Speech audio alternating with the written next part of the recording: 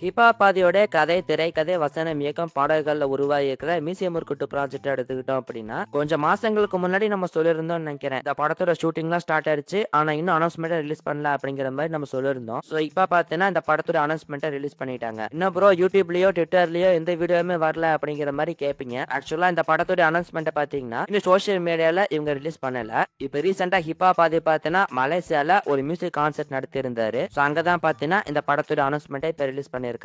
Museum இருக்கட்டும் ப்ராஜெக்ட்டை இப்ப அபிஷியலாவே பார்த்தீங்கன்னா ரிலீஸ் பண்ணிட்டாங்க. ஸோ இது கூடவே அன்எக்ஸ்பெக்டடா இன்னொரு அப்டேட்மே கொடுத்துட்டாங்க. விஜய் சித்து ஃபேம் ஆக்டரான ஹர்ஷத் கான் அவர் வந்து பாத்தீங்கன்னா இந்த படத்துல ஒரு ரோல் பிளே பண்ணிருக்காரு அப்படிங்கறத அபிஷியலா கன்ஃபார்ம் பண்ணிருக்காங்க. ஸோ அந்த ரோலை பத்தி அவரே என்ன சொல்லியிருக்காரு அப்படின்னு பாத்தீங்கன்னா, இப்ப மியூசியம் ஒர்க் பார்ட் 1 வந்து ஆதி ஜீவா அப்படின்னு சொல்லிட்டு ஒரு 2 ஃப்ரெண்ட்ஸை பேஸ் பண்ண படம். ஸோ அதே மாதிரி இந்த பார்ட் 2மே பாத்தீங்கன்னா ஒரு 2 ஃப்ரெண்ட்ஸை பேஸ் பண்ண திரைப்படமா தான் இருக்கும் அப்படிங்கிற மாதிரி சொல்றாங்க. ஸோ பார்ட் 1 எந்த அளவுக்கு காமெடியா எங்கேஜிங்கா சூப்பரா இருந்துச்சோ அதே மாதிரிதான் பார்ட் 2ம் இருக்கும் அப்படிங்கிற மாதிரி சொல்லியிருக்காருங்க.